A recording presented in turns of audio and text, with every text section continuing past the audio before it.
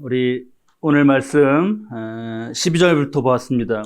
그러므로 이렇게 시작합니다. 앞에 말씀과 연결이 되는 거죠. 그러므로 하니까 앞에 말씀 주님이 신적 권세, 우리 지난주에 나누었는데 하나님의 그 정말 하나님으로서의 그 신적 권세, 그것을 그 능력과 그런 권위와 그 모든 것을 다 비우신 거죠. 다 비우시면서 낮추셨습니다.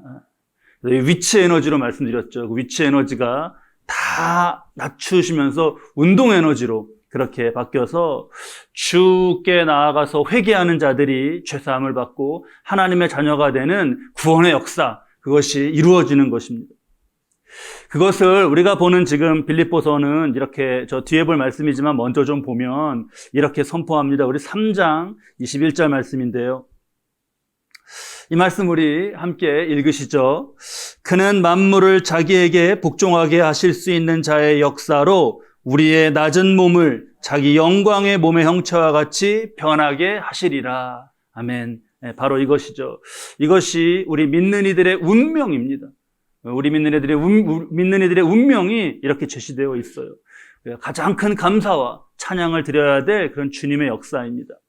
그래서 그러면 이 역사 속에서 사는 이들에게 요청되는 자세는 무엇이냐가 그러므로 이렇게 해서 이제 이어지는 겁니다. 그러므로 우리 12절 말씀도 함께 읽으시죠. 그러므로 나의 사랑하는 자들아 너희가 나 있을 때뿐 아니라 더욱 지금 나 없을 때에도 항상 복종하여 두렵고 떨림으로 너희 구원을 이루라. 당시에 많은 교회가 사도 바울이 함께할 때 더 믿음으로 살고 신앙이 성장했습니다. 그런데 사도 바울이 떠나자 믿음이 약해지고 여러 가지 문제가 생겼어요. 우리가 여기서 이걸 생각해 봐야 되는 거죠. 진정한 믿음이라는 것은 누가 보거나 또 보지 않거나 한결같아야 하는 것 아닙니까? 두렵고 떨림으로 너희 구원을 이루라. 항상 함께 누가 있을 때나 아니면 홀로 있을 때나. 지금부터 벌써 이젠 너무 그 시간 빨리 가는 것 같아요. 20여 년 전인데 아마 기억하실 겁니다. 그때 그 일요일 밤에라는 프로가 있었는데 기억하셔요? 일요일 밤에. 거기에 그 양심냉장고라는 그런 코너가 있었습니다. 양심냉장고. 보신 기억나시죠? 인적이 뜸한 그런 찻길에 밤에 그 단속이 없는 시간에 이렇게 정지신호, 빨간불을 잘 지키고 그 다음에 그 횡단보도에 그 안전선을 잘 지키는 차가 이제 그 차를 찾아서 냉장고를 선물로 주는 그런 프로였습니다.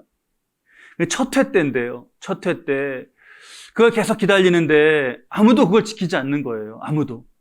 그래서 밤이 막 다 새어갔습니다.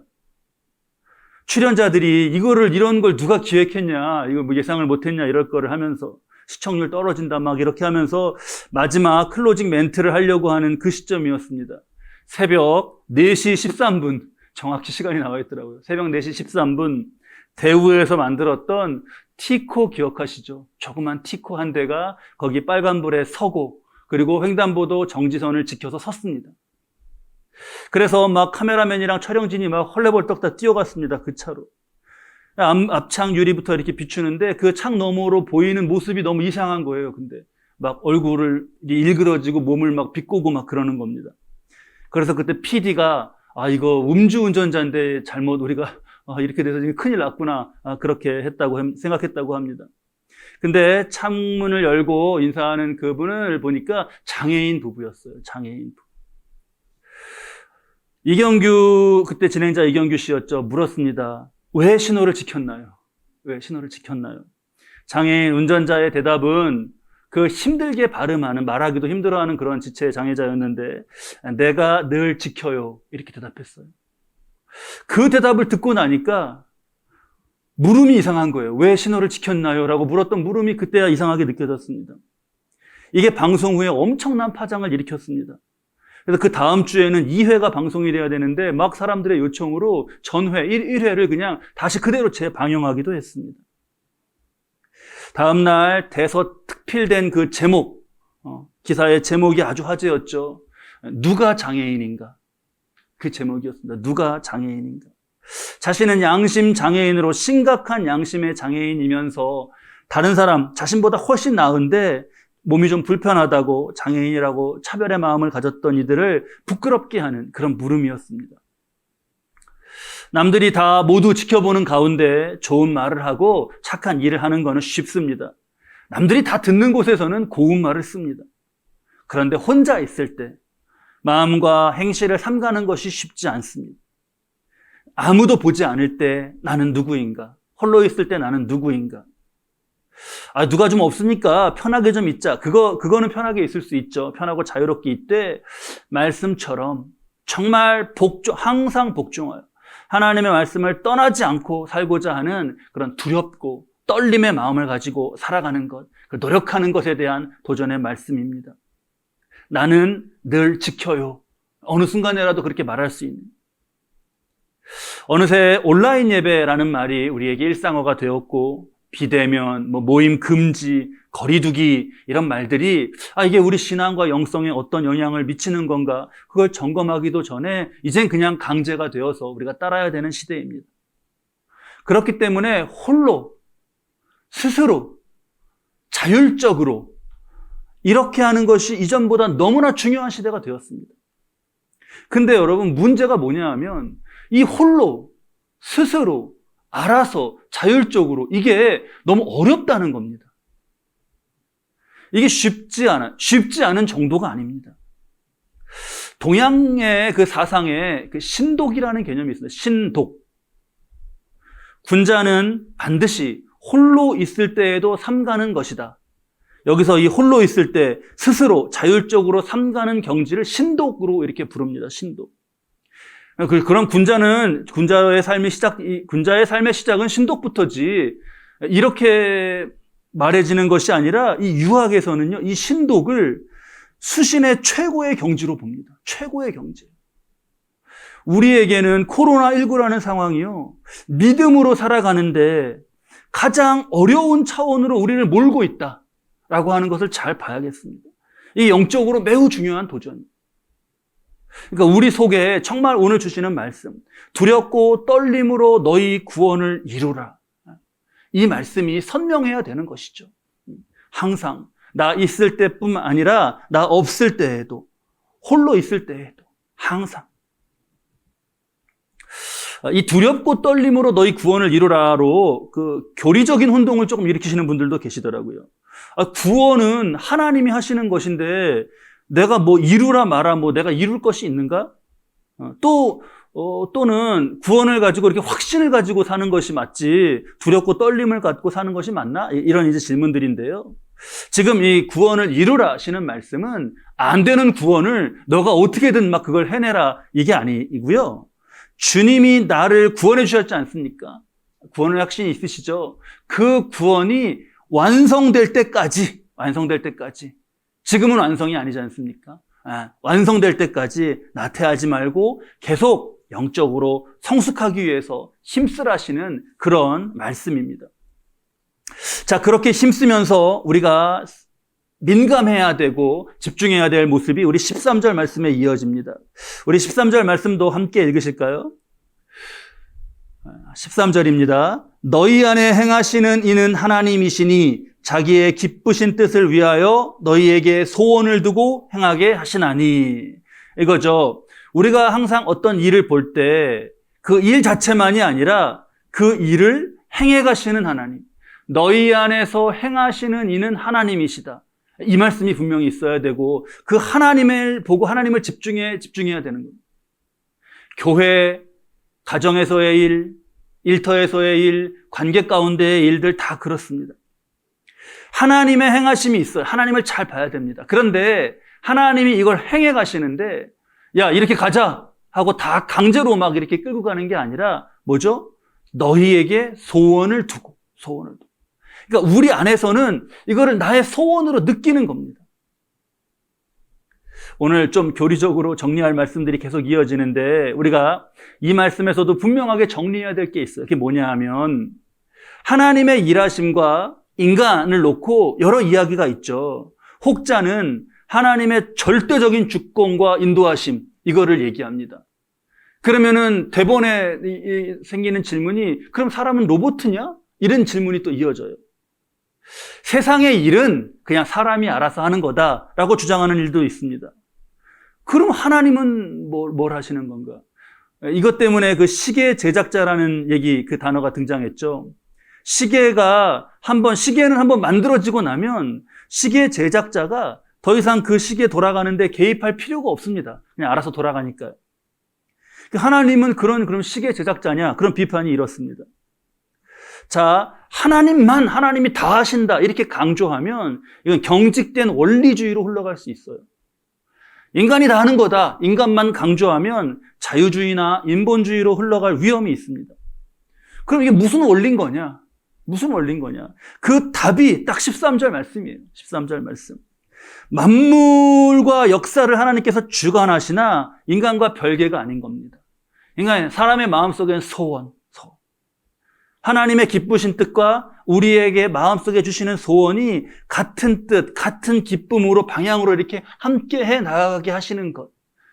놀라운 신비면서 기쁨의 역사인 거죠. 우리가 하나님의 뜻 자체를 하나님께 직접적인 그런 응답으로 그걸 구하고 깨닫는 것, 그 영역이 되게 중요하고요. 오늘 말씀 가운데에는 우리가 깨달아야 할 것이 우리 안의 소원도 동시에 잘 봐야 되는 거죠. 동시에 우리 안의 소원. 그러니까 이게 욕심이랑 굉장히 많이 헷갈릴 수 있습니다. 우리 안에 뭐가 되고 싶은, 이렇게 됐으면 좋겠는 하는 그런 마음들이 있는데, 이게 지금 말씀에서 말씀하시는 소원과 욕심하고는 구별이 돼야 되지 않습니까? 딱 이거를 분별하는 기준이 뭐냐? 예수님이죠. 예수님입니다. 우리 오늘 임재 기원 가운데 찬양 맨 처음에 했는데 예수 하나님의 공의, 그 찬양하지 않았습니까? 찬양이 너무 좋지 않으셔요? 굉장히 은혜가 되고 너무 좋은 찬양이에요. 예수 하나님의 공의. 그러니까 1절 시작 가사로 곡 제목을 붙였습니다. 예수 하나님의 공의. 그런데 이 찬양은요, 꼭 1절만 부르면, 시간이 없다고 1절만 부르면 안 되는 찬양이고 2절도 꼭 불러야 되는 찬양이에요. 2절의 시작은 뭐죠? 예수 하나님의 사랑입니다. 사랑. 예수 하나님의 공의, 예수 하나님의 사랑, 함께 꼭 불러야 돼요. 이 공의와 사랑인데요, 이거를 이게 하나님의 양대 속성이다, 두 속성이다, 이렇게 말씀하시기도 해요. 그런데 조금 보완해야 됩니다. 조금 보완해야 돼요.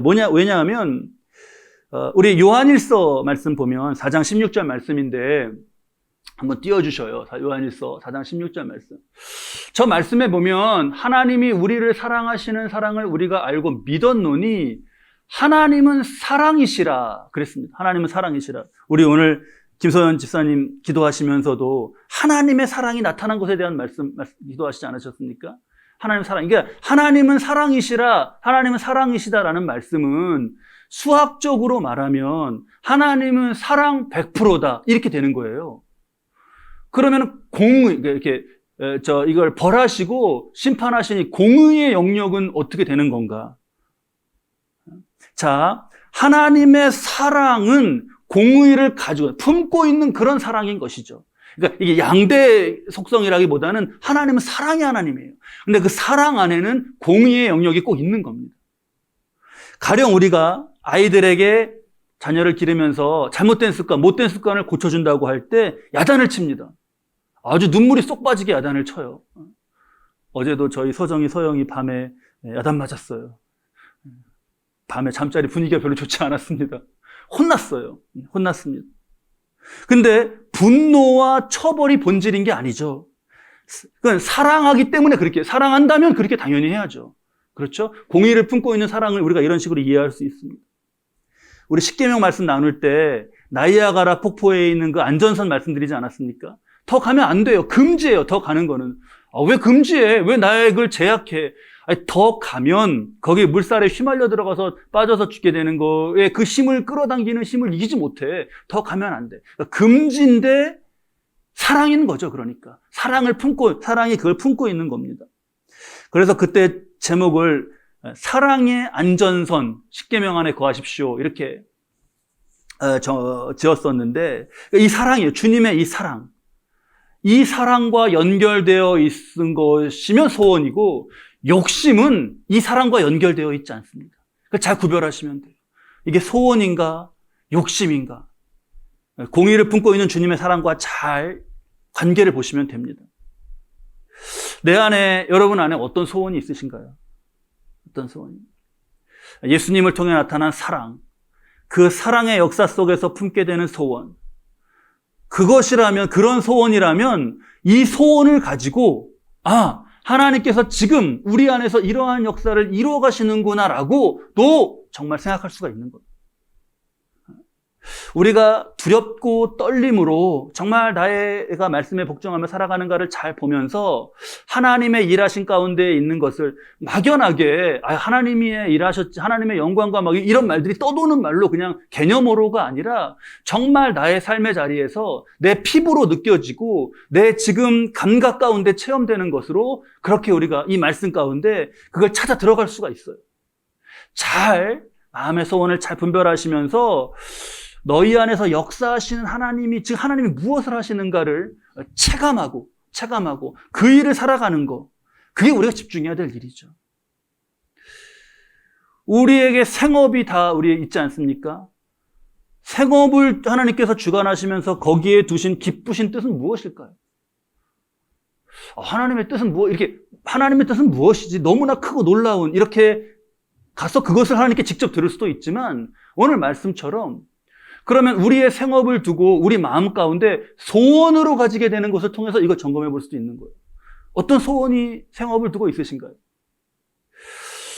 그 일하는 거, 생업이니까 일하는 데 있어서 그 자체에서 느끼게 되는 기쁨, 그걸 맛보고 또 거기서 보람 있게 거두고 그 거둔 것으로 나 자신과 가족의 필요를 채우고 하는 거, 이것 또한 하나님의 기뻐하시는 뜻 가운데 있는 것이죠. 여기에 어떤 지금 욕심과 이런 것이 아니지 않습니까? 주의 자녀들이 그 사랑을 나누며 살아가는 그 삶의 보금자리가 영위되는 것 아닙니까?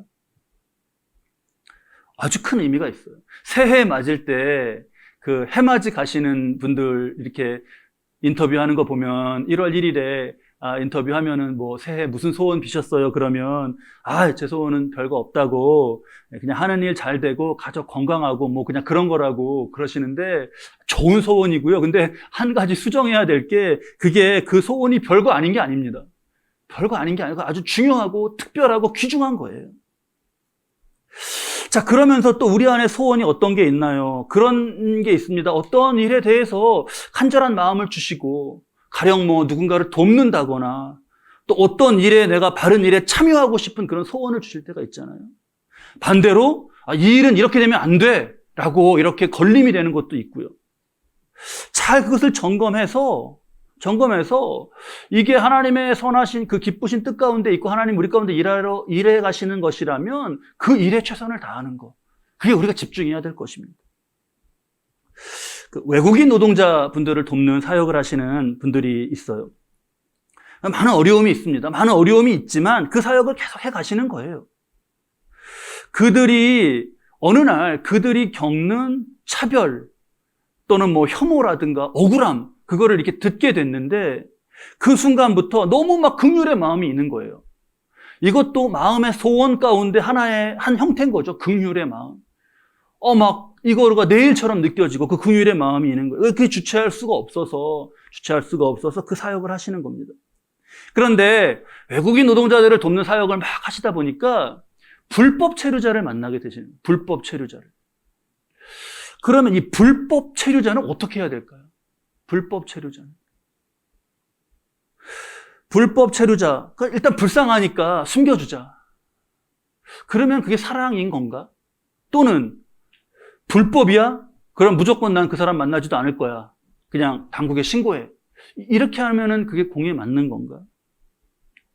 제가 미국에 잠시지만 그렇게 살면서 정말 많이 그 체류의 문제 때문에 힘들어하시고 고민하시고 어려움 겪으시는 분들 많이 봤어요. 정말 우리네 삶이 얼마나 복잡 다단하고 한 것인가 한 거를 많이 봤습니다. 그 체류 자격 얻기 위해서 어떤 기간 그걸 채워야 되기 때문에 한국에서 부모님 막 상 당했는데도 가지 못하고 막 정말 거기서 울부짖는 그런 모습들 보면서 야, 참 인간사라는 것이 이렇구나라는 것 많이 느꼈습니다. 하나님은 늘 그러셨잖아요. 너희가 나그네 되었을 때를 잊지 말아라. 분명히 그거 잊지 말아라. 너희 오갈 데 없었을 때가 있었다. 잊지 말아라 하시는 거잖아요. 그런 사랑으로 임해야 되는데, 또 한편으로는 세상법을 그냥 다 무시해버리는 거는 하나님이 모든 일을 덕이 되게 하라고 하셨는데, 그건 덕이 되게 하는 게 아닌 것 같은 그런 게 걸리게 돼요. 자, 공의를 품고 있는 사랑의 관점에서 어떻게 하는 게 좋은가? 그래서 그분 얘기를 들어보니까 사역이 딱 어디에 포커스가 구체적으로 맞춰지냐 하면, 그럼 불법 체류자를 합법 체류자가 되도록 돕는 거예요. 불법 체류자가 합법 체류자가 되도록 돕는 거. 그걸로 딱 맞춰지더라고요, 그냥. 근데 말씀으로 이렇게 잘 이거를 점검해 보면 공의를 품고 있는 사랑으로서 딱 그게 아주 공식처럼 딱 나와서 그게 맞더라고요. 그러니까 어떤 분은 본국으로 돌아갔다가 다시 오게 해야 되는 그런 것도 생기는 거예요. 돌아가라 이렇게 얘기하는 거죠. 그래서 어떤 자격을 갖추고 다시 돌아오게. 그랬더니 어떤 오해가 생기냐 하면, 아니 기껏 어려운 거 다 오픈해서 도움을 요청했더니 한국에서 쫓겨나게 됐다. 한국에서 쫓겨나게 됐다. 오해도 받았다는 거죠. 근데 시간이 지나면서 이제 그분들도 알게 된 거예요. 아무 주민등록이나 외국인 등록이나 이런 거 없이 그냥 유령으로 사는 것이, 그냥 살고 보는 것이 그게 능사가 아니라는 거죠. 북한 선교, 다음 세대를 위한 사역, 어떤 다른 일도 다 그렇습니다. 진정으로 거기에 헌신하고자 하는 그런 분들 이렇게 보면 그 안에 그 소원이 있어요, 소원이. 여러 가지 긍휼일 수도 있고, 다음 세대를 향한 비전일 수도 있고, 공의일 수도 있고, 그런 것이 여러 가지지만, 결국, 가지 많은 나무도 다 이게 줄기와 기둥은 하나고 뿌리는 하나듯이 그 뿌리에 가면 이렇게 그 주님의 사랑과 연결되어 있습니다.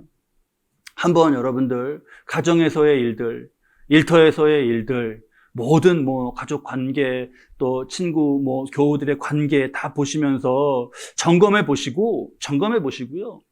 이게 소원으로 행하는 것이 맞다. 욕심이 아니라 정말 내게 주신 소원을 행하는 것이 맞다 하시면 담대함을 가지시고 하나님 기뻐하시는 뜻을 여기다 두신 거니까요. 더 정말 하나님께 능력과 방법을 구하면서 그 일에 힘쓰시고 힘내시기 바랍니다. 그렇게 우리가 집중해야 될 것은 이것이에요. 그런데 조심해야 될 게 있습니다. 14절 말씀이 이어지는데요. 14절 말씀 우리 함께 읽으시죠. 모든 일을 원망과 시비가 없이 하라. 두 가지예요. 원망과 시비가 없이 하라는 말씀은 두 가지 의미입니다. 하나는 그 일을 하면서 하는 사람 입장에서 그 왜 출애굽 때처럼 어렵고 막 힘든 일 생길 때마다 원망하고 시비하고 그렇게 하지 말라시는 거예요. 어려운 점이 있죠. 어려운 점이 있고 어려운 점이 거듭될 수도 있습니다. 근데 어려운수록 그렇게 중요한 일이에요. 어려운 일수록 중요한 시점으로 가는 겁니다. 우리 학생들도 예배 드리는데 고1 때가 어려운가요? 고2 때가 어려운가요? 고2 때가 어려운가요? 고3 때가 어려운가요? 어려운 때로 가고 있다는 건 점점 중요한 때로 가고 있다는 거예요. 초등학생 때 아무것도 어렵지 않지 않습니까? 그거하고가 이게 비교되는 게 아니잖아요. 영적 방해가 많은 일일수록 여기에 큰 은혜가 있는 일이다. 이것을 우리가 잘 진단하면서 하는 겁니다. 함께하는 이들이 기도하면서 서로 정말 북돋아주면서 그렇게 해라 라시는 거죠. 원망하고 시비하고 그렇게 하지 말아라. 또 하나는 다른 사람이, 내가 아니라 내 말로 원망하고 시비하는 게 아니라 또 하나의 의미는 다른 사람이 이 일로 원망과 시비거리가 생기지 않도록 하라시는 말씀이에요. 그러면 사회적으로 지켜야 될 것이 있고 또 누가 봐도 이렇게 맞게 시비할 것이 없게 그렇게 하라시는 말씀이죠. 자, 그렇게 해서 이루어지는 복된 역사 결과에 대해서 우리 15절 말씀 이어지는데요. 15절 말씀, 16절 말씀, 우리 16절 말씀에 생명의 말씀을 밝혀 거기까지 15절, 16절 말씀 우리 함께 읽겠습니다. 이는 너희가 흠이 없고 순전하여 어그러지고 거스르는 세대 가운데서 하나님의 흠없는 자녀로 세상에서 그들 가운데 빛들로 나타내며 생명의 말씀을 밝혀. 이거죠. 이렇게 생명의 말씀을 내가 밝힌다라는 거, 그런 정말 삶이 되는 겁니다. 너무 귀하죠. 말씀을 내가 밝힌다. 우리는 성경을 읽잖아요. 불신자들은 성경을 안 보잖아요. 그런데 불신자들도 성경을 본다는 거 아닙니까? 불신자들이 보는 성경은 뭐라고요? 불신자도 성경을 읽습니다. 당신의 삶은 당신 곁에 불신자가 읽는 유일한 성경입니다. 이런 말이 있어요. 나의 삶으로 말씀 성경을 보여주고 생명의 말씀을 드러내는 거, 그게 이제 정말 우리 삶의 이상이며 그렇게 살아갈 수 있는 것이 복된 역사죠. 제가 소개해드린 적이 있는데 고졸 생산직의 비애라는 사연을 본 적이 있어요. 어느 청년이 형편이 어려워서 그냥 고등학교만 졸업하고 공장에 취직을 하게 된 겁니다. 그런데 일은 이제 힘들죠. 그 공장에서의 일이 몸으로 육체적으로 힘든데 그거보다 더 힘든 게 뭐였냐 하면 이게 비인격적으로 막 서로를 취급하는 게 더 힘들었다는 거예요. 고졸로 생산직에 취업한 이 청년이 고졸 생산직으로서의 거기서 불리는 것이 호칭이 뭔가? 뭐 김씨, 뭐 박씨, 뭐 김구나 이런 게 아니라는 거죠. 두 가지였다는 거예요. 야 아니면 새끼, 이 두 가지였다는 거예요. 자기를 부르는 말은. 서로를 막 그렇게 부르는 거죠. 그러면서 막 비인격적으로 그러는데 이 청년이 힘들었던 게 그렇게 부르던 사람이 일요일이면 교회를 간다는 거였습니다. 근데 그 같은 공장에 자기 꼭 이름 불러주고 인격적으로 대해주고 이러던 사람도 있었다는 거죠. 그래서 제가 거기까지 읽었을 때 또 이거 참 교회 다니는 사람이 주님의 이름을 먹칠하는 그런 사연의 얘기구나 싶어서 마음이 안 좋았는데 뒤에 말이 큰 위로가 됐어요. 자신을 그렇게 인격적으로 대해주고 했던 그 선임도 일요일이면 교회를 가더라는 거예요. 그래서 이 청년의 궁금증은 뭐였냐 하면 왜 두 사람 다 교회에 일요일이면 가던데 왜 그렇게 갔다 와서 다른가였습니다. 그러면서 뭘 마지막에 표현을 해냈냐면 그 자신을 인격적으로 대해준 그 선임과 대화하고 얘기하는 시간이요, 자기가 비로소 숨을 이렇게 쉬는 것 같은 시간처럼 느껴지더라는 거예요. 숨을 쉬는 것처럼, 내가 이렇게 숨을 쉬는 것처럼. 오늘 우리 말씀 읽은 15절에 흠없는 자녀로 세상에서 그들 가운데 빛들로 나타내며 생명의 말씀을 밝혀. 빛들로 나타내는 것을 주로 말씀에서는 그런 이미지로 표현하시죠. 아까 소개해드린 그 청년이 숨 쉬는 것처럼 좋았다는 거는 약간 좀 표현은 다릅니다. 빛들로 나타나는 것서 빛을 비춰서 환하게 느꼈다는 것과 숨 쉬는 것과 이건 표현은 다르지만 맥락에서는 같은 것이죠. 빛들로 나타낸다는 거는 다 우리가 알듯이 어두움을 비추는 거고, 답답하고 좀 음습한 곳, 거기를 비추면서 살도록 그렇게 하는 역사 아닙니까? 무시와 천대 가운데 얼마나 답답하고 억울하고 숨이 안 쉬어지는 것 같은 그런 그 마음속에서 살던 사람이 그 대화하는 순간에 숨을 쉬는 것 같았다? 그것이 지금 이것과 같은 맥락의 역사인 거죠. 궁극적으로 우리가 죄, 거짓, 어두움의 역사, 그런 것을 몰아내고 그것과 싸우고 하나님의 진리, 밝음, 사랑, 생명, 숨 쉬는 것 같은 그런 것으로 살아가는 것, 이게 우리의 비전이 되는 겁니다. 그 선임, 좋은 선임 어떤 정말 분인지 모르겠지만 성경을 보여주는 거 아닙니까? 불신자에게 성경을 보여주는 거예요. 홀로 있을 때에도 두렵고 떨림 가운데 정말 그런 모습으로 살아가는 것이 그냥 그런 하나의 삶으로 이해가 되지 않습니까? 이 비전을 사는 것이 그런데 쉽지는 않아요. 쉽지는 않습니다. 세상이 만만치가 않아서 그렇습니다. 오늘 말씀은 세상을 딱 이렇게 정리합니다. 우리 15절 말씀에 나왔죠? 이는 너희가 흠이 없고 순전하여서, 그러면서 이 세상을 어떻게 지금 말씀하고 있죠? 어그러지고 거스르는 세대. 이게 아주 중요한 이 진단이에요. 세상에 대한 성경적인 딱 진단입니다. 어그러지고 거스르는 세대. 어그러졌다라는 것은 구부러졌다, 불공평하다, 뒤틀렸다, 무정하다. 그런 의미가 담겨 있는 말입니다. 거스른다는 것은 하나님의 말씀과 이 진리가 아닌 것으로 거스른다는 반대 방향으로 한다는 거예요. 무정한 시대, 주님의 사랑을 행하는 거 쉽지 않습니다. 참 이들을 도와야 된다. 외국에 이 노동자로 와서 억울한 일을 당하고 이 사람이 부딪히면서 하면서 제일 정말 힘든 게 뭔가, 정말로 그들을 도와주고자 세워진 어떤 그런 사회와 국가의 기관이 정작 굉장히 그런 일에 냉담한 거, 그런 거 굉장히 힘든 거죠. 야, 진리가 뭐 하나냐? 그냥 내가 볼 때 이게 진리고 네가 볼 때 그게 진리면 다 그냥 그게 그건 거지. 이렇게 자기 소견을 진리화하는 것이 만연한 시대에 복음이라고 하는 것을 수호하는 거, 이거 쉽지 않습니다. 또 믿는 사람과 믿지 않는 사람을 이렇게 이 구도 속에서 믿지 않는 사람, 어그러지고 거스르는 세대다, 이렇게 말하는 거 아니에요. 이것도 아닙니다. 아까 그 청년의 고백에 나오는 것처럼 뭐 교회는 다닌다고 하지만 그러나 그 자신이 어그러지고 거스러지는 세대가 되어버린 그런 모습도 많습니다. 쉽지가 않아요. 쉽지가 않아요. 그런데 우리가 집중해야 될 것은 뭐냐 하면 쉽지 않다는 게 문제인 게 아니죠. 우리에게는 쉽지 않다는 게. 문제는 뭐냐 하면 나는 어떻게 살 것인가입니다. 나는 어떻게 살 것인가. 쉽지 않기로는 아담과 하와의 타락 이후로 계속 쉽지 않았습니다. 아브라함, 이삭, 야곱, 요셉 누구 쉬운 삶이 있었나요?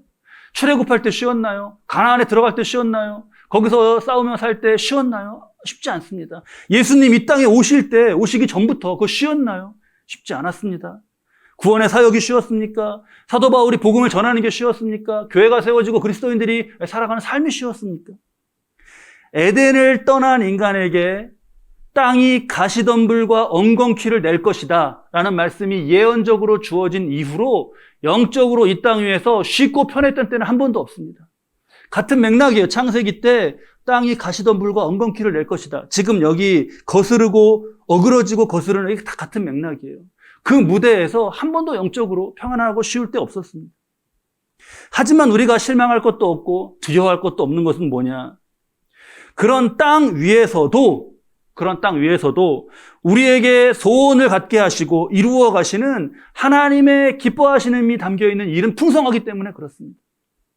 그러니까 땅을 보고 세대를 보고 이렇게가 아니라 주를 보면서 그 주의 일을 보면서 기뻐하며 살 수 있는 것이죠.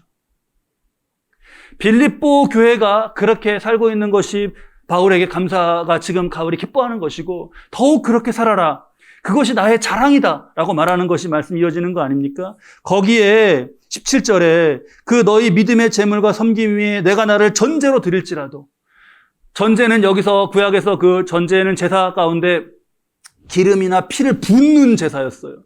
바울이 내 피를 지금 여기 너희들의 그 빌립보 교회 그런 것 위에 부을지라도 나는 그래도 기쁘다라는 것 아닙니까? 사도 바울의 전혀 미치지 못하지만 정말 이 말씀 보면서 감히 저도 또 말씀 묵상하시면서 여러분도 우리의 정말 이 피 이것이 다 생명과 이거 다 그 안에 의미가 들어있는 거잖아요. 이게 이것이 다 부어지고 하는 것, 그것으로서의 우리 삶이라면 얼마나 그것이 큰 영광과 기쁨의 삶입니까? 그러면서 마지막에 18절에 이와 같이 너희도 기뻐하고 나와 함께 기뻐하라 요청합니다. 내가 어떤 시대를 살고 있나, 지금 무슨 세대인가, 코로나와 이런 것, 그것보다 더 우리가 집중해야 될 것은 내가 어떤 기쁨을 지금 살고 있는지, 그걸 묻는 말씀이에요. 그 기쁨을 같이 살자라고 하는 말씀의 부르심입니다. 말씀을 잘 정리하겠습니다. 바닷물이 여러분 굉장히 짜죠. 바닷물 굉장히 짭니다. 그래서 동해나 서해 이렇게 차 타고 가다가 그 근처만 거의 가까이 가서 차 문만 열어도 그 짠 내음이 막 밀려옵니다. 근데 그 물 속에 사는 물고기가 그걸 잡아서 이렇게 회를 뜨면 살이 어떤가요? 짠가요? 짜지 않은가요? 전혀 짜지 않고, 너무 안 짜갖고 찍어서 먹잖아요, 우리. 전혀 짜지 않고 생생하고 고소합니다. 짠 바닷물에 찌들지 않은 거예요. 찌들지 않은 거예요. 이것이 여러분, 어그러지고 거스르는 세대를 사는 우리의 영적 상태이기를 바랍니다. 반대로 한 가지 생각해 볼 거는 단무지죠. 단무지는 어떤가요? 아주 그 짠 거에 쩔고 쩔었습니다. 단무지가 되지 않기를 바랍니다. 오늘 주시는 말씀 잘 새기면서 홀로 있을 때도 말씀에 순종하여 영적인 성숙과 진보를 맛보고 가정, 교회, 직장 어떤 그 안에 있을 때에도 그 자리에서 우리 주님이 그 사랑 가운데 그 사랑에 연결된 그러한 것 소원으로 내가 품고 힘써 일하시며 어느 시대, 어느 자리, 어느 시간이든지 하나님과 기뻐하시면서 살아가시는 저 여러분 되시기를 우리 주님의 이름으로 축원합니다.